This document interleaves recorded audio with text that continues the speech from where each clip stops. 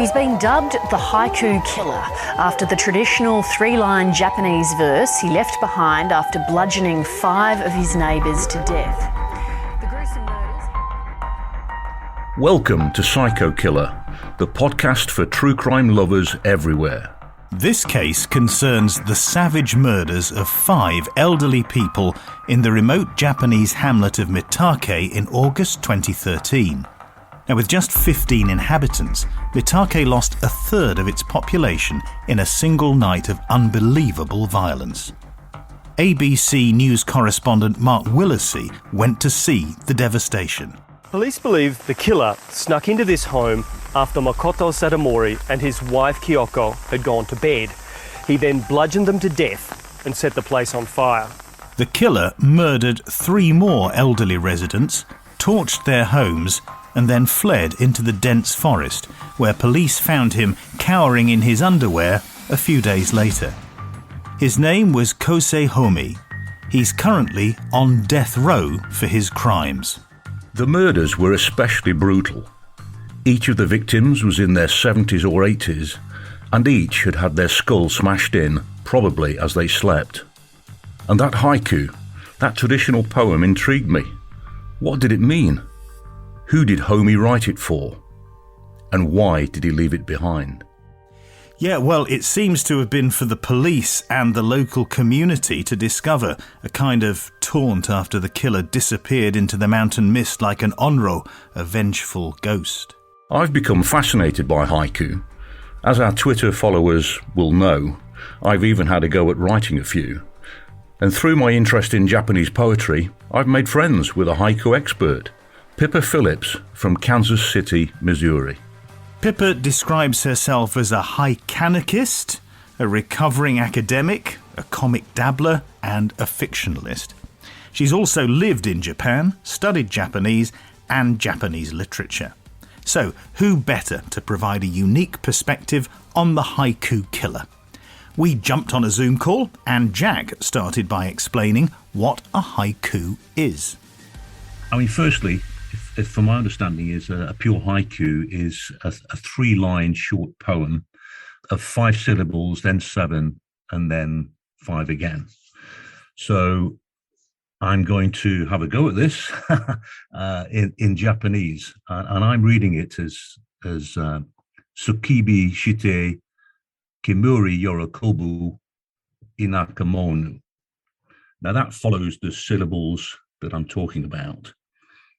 But what he actually, in the English translation of that, is setting on fire, smoke gives delight to a country fellow. Now, bear in mind that the victims who were killed, they were beaten to death effectively, but then the properties were set on fire, so destroying all the evidence and the building where these individuals were killed. Smoke gives delight to a country fellow. So, Pippa, it's a description of what's happened. What are your thoughts about this haiku? It's a very un-haiku-like subject matter. I'd say it was probably more of a subject for a senryu, which tends to be more human-focused. That being said, as a haiku, it's following the 5-7-5 sound pattern, which is not a syllable, but a on in Japanese, or like maybe a mora is another way to understand it. So what an on is actually a little bit shorter than a syllable, because in Japanese, the sounds are divided into like a, I, u, e, o, kaki, kuke, ko, and so on. So for instance, something like the word pain is 1 syllable in English, but it's actually 3 on in Japanese. So that's one reason that English haikus reject the 5-7-5 thing. It's actually even been rejected in Japan, even though people still practice the 5-7-5 form. It was rejected at the turn of the century by Nakatsuka Ibukiru, and who represented the new trend or Shinkeiko, and it continues to be something that's not necessarily applicable to haiku. And it's not the only really aesthetic that dominates haiku. So haiku requires not just the sound structure, but it also requires a cut That's like actually a really important Japanese aesthetic. So a kire, or a cut, it kind of has to do with this idea that if you cut yourself off from the root, you can understand something's true nature. So in Japanese flower arrangement, one idea is that when you cut the flower off from its root, you can show its essential impermanence in a way that its rootedness does not show. So in Japanese, there's usually a cut in the poem between one piece and another, right? So the very famous poem by Basho emphasizes this. One translation goes something like, "Old pond, a frog jumps in the sound of water." So old pond is kind of divided from the frog jumping into the sound of water. And that shows a sort of juxtaposition or perhaps a binariness of the poem, but there's an unevenness to it. So there's like a short piece and a longer piece. The other thing is there almost always has to be a seasonal element. And in traditional haiku, the seasonal element should be a kigo word, which is a particular word associated with the season that is established by a long pattern of usage. And you usually find or confirm that you've got the right word through like a sort of season word dictionary, which is known as a sujiki. So there's no kigo word here. There's no cut here. The only like real traditional rule that he's following is 5-7-5.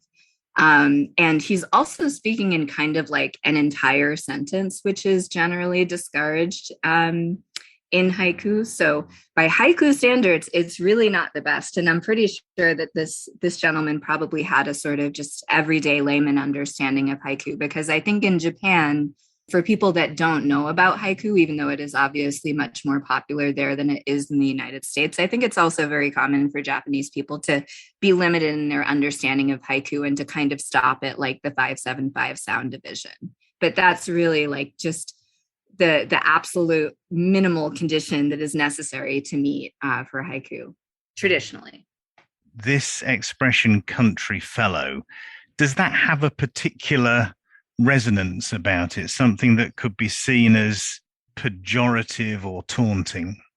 Yeah, inakamono is the word that he uses. And yeah, it's kind of like hillbilly. Like inaka means stomach.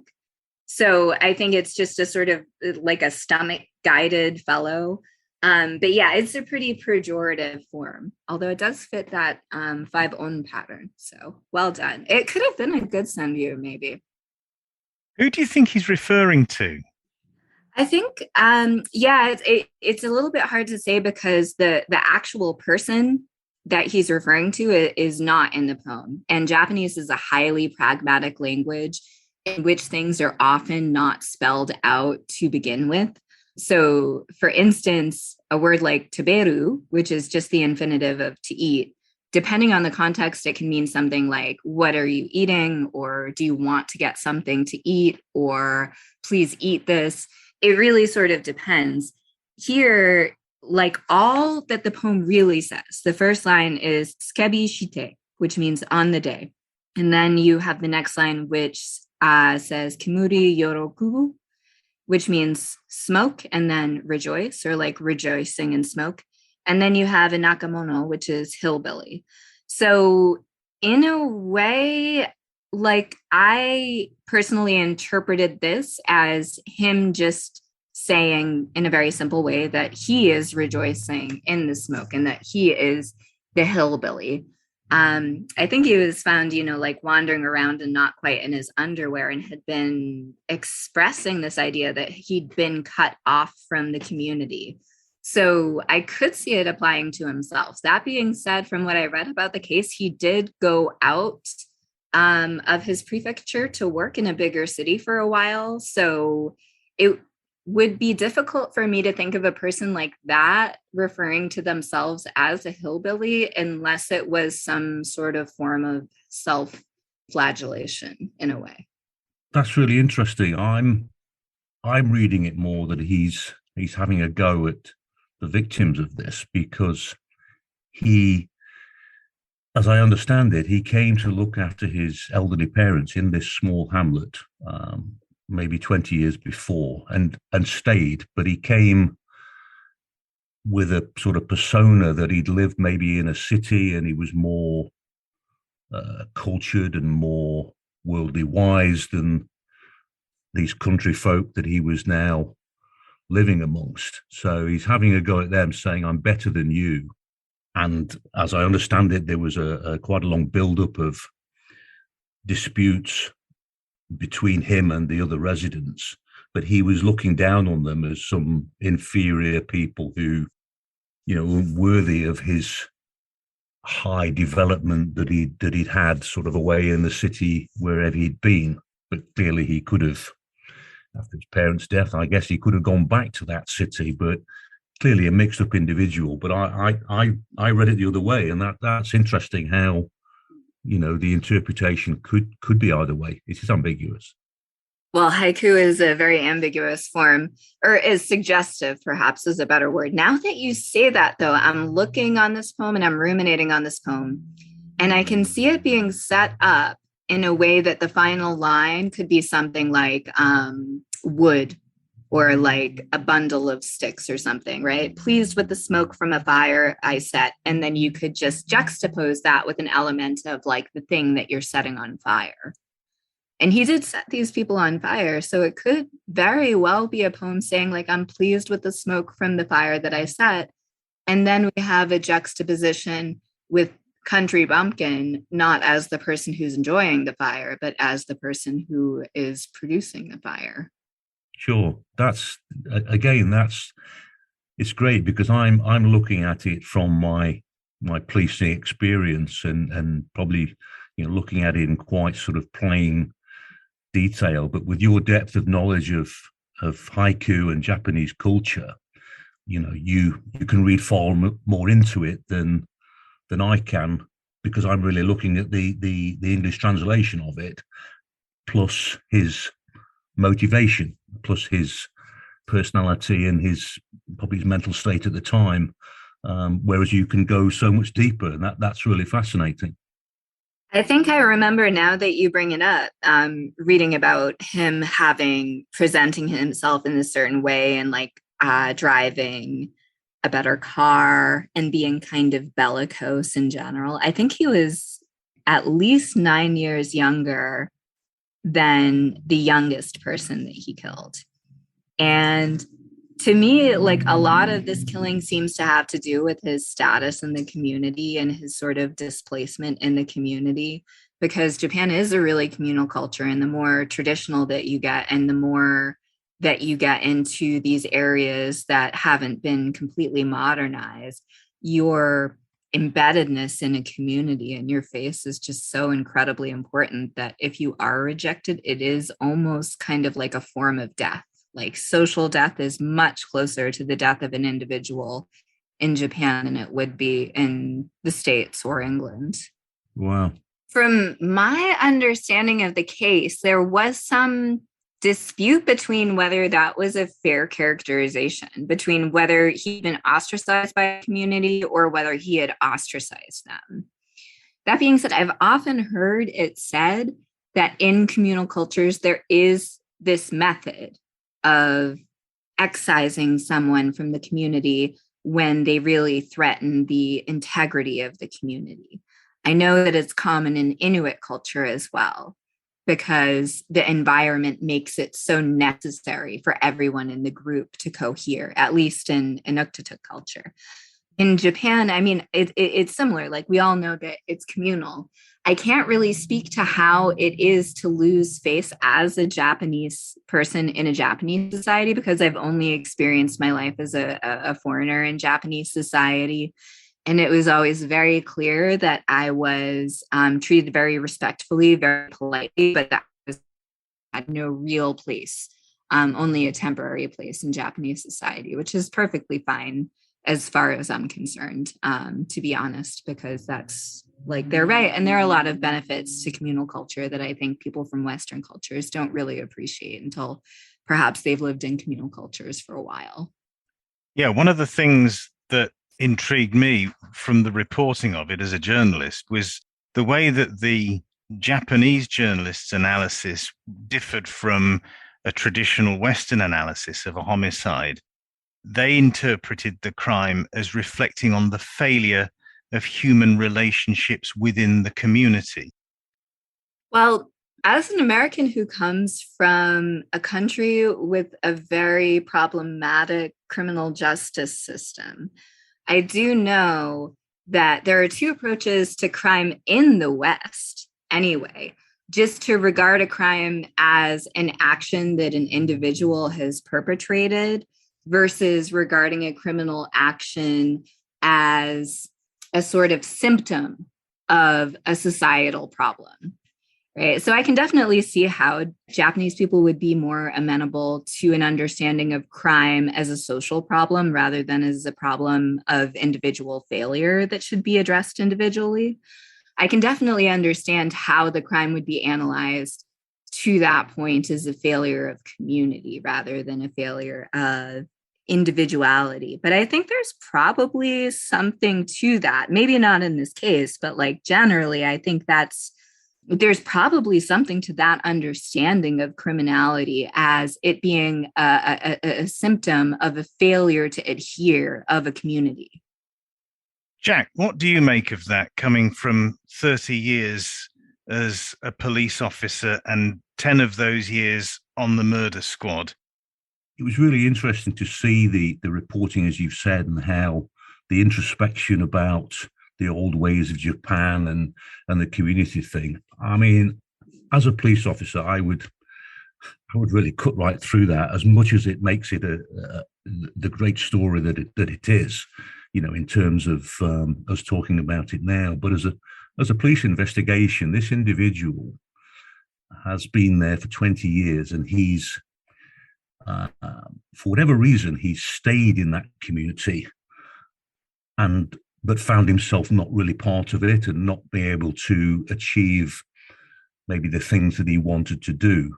So I'm looking at him in terms of what was his thought process, because in the UK, you know, we still get some rural communities where people may be they may be in the gay community and find it difficult to come out within their own rural communities. Hence, they tend to migrate to the cities where communities are a little bit more open, where you can find, you know, a community within a community to support where you're coming from. But obviously, the more isolated you are, the more problems can manifest, and these things can become more obsessive in terms of the issues that they've got. So yeah, I'm looking at him, and I'd be interested to know what he was like outside of this small community. You know, why was he drawn back to look after his elderly parents, but why was he not then drawn back to the city after they'd gone? There's something in his personality, in his psyche that caused him to do this. I don't take it much wider than that, but Japanese media and everyone else has really looked at this as something far deeper. It's interesting. It is true that in Japan, being overtly emotional is regarded as something as a weakness. And so there is a tendency to emotionally suppress, and it's very difficult to deal with being, for instance, neurodivergent in Japanese society. That being said, I can still see a lot of this boiling in his social identity, because when I lived in Japan, first of all, it was the safest place I've ever been in. So for Japanese people to react to a murder as something so unusual that it says something more about society than the individual, I understand, just because it's so safe. Even if society might be able to explain that, because I think a lot of the times mental issues, familial issues, and so on are sort of dealt with so privately that nobody really understands what's wrong until something does happen, because everything that's being done to deal with something privately fails. And when this person's parents passed away, then he loses familial support And it's not really easy to say to a person like this, oh, just go find a community that you'll fit into, because that's really not the notion of communality in Japan. You know, when I was there, I was in a really tiny town in Hokkaido, Kushiro, and people would learn English from me and I would wonder why, because none of them intended to leave Japan ever. And it was very common in small towns in Japan to find that people didn't have this need to leave that they do in small towns in the United States, perhaps England, because it's really nice, to be honest. Like, they're not difficult to live in, and the people really do care for each other on a level that rarely occurs in the West. It's genuinely nicer. It can genuinely be nicer to live in a communal society if you conform to all of the norms. It seems to me that once this man left and he started to fail to conform to the norms of his particular community and returned to them and was unable to sort of instantiate himself in the community, that he experienced a sort of death of the self that he was unable to reconcile. And I'm sure that he did have mental health problems as well, but I'm sure that his failure to have any kind of a status within the community played probably a role in the shape that his mental health issues took. I think one of the things that drew me to haiku is that there is a discipline to that. And obviously having written police reports and filed case summaries for years, it's a very formal structure of writing. So having got away from that in the police service and the freedom of being able to write creatively was exciting. There's something about haiku that brings me back to that discipline where you have to select your words very carefully, where you conform to a pattern and then get the rhythm and get the emotion out of it. I think that's what drew me to haiku. And now I'm learning more about Japanese culture and everything else, which is fantastic. You know, it's an absolute bonus for me. Okay, well, Pippa reminded me that haiku normally have a reference to the season or the weather. So in response to our contact across the Atlantic, I wrote this. Chance Twitter encounter, purist and novice entwined, transatlantic spring. Well, I'll take the transatlantic spring as your seasonal reference. Correct. What was it? Transatlantic spring? You got all the syllables. Yeah, I think it's more of a senryu, though. Do you know the difference between senryu and haiku? No, I don't. So it might be a relevant difference for you if you're interested, because I personally vastly prefer senryu. I have kind of like a deep pocket on Japanese literature, which I like simply because the first book in the world ever written was written by a Japanese woman, Murasaki Shikibu. And I'd never liked haiku, actually. I just thought it was bird and flower bullshit. And then when I got on Twitter and I started reading haikuists, I found senryu. And I found one senryu poet in particular. His name is Oren Prijin. And he's writing incredible poetry. And I didn't know that's what haiku could be, because haiku doesn't actually, or not haiku, but senryu, it doesn't have to be limited to the seasons at all. And the emotional tone of it can be completely different. It can be funny. It can be really intense and dramatic. Whereas haiku tends to be about the transcendental. Haiku tends to be about the way that a moment meets up with eternity in a way, because that's what that seasonal element is supposed to represent, is the eternal return. And you're supposed to find that and find a very momentary detail to juxtapose that with to create the emotion of a haiku. That senryu has a much broader spectrum of emotion that can be instantiated. And I find that your poem had this very light, humorous feel, a sort of like karumi, we'd call it like in Japanese feel. So I would say that is quite a nice senryu, is my response. Pippa, I will take that. Thank you very much. Absolutely, that's awesome. Our thanks to Pippa-Phillips for her expertise and insight.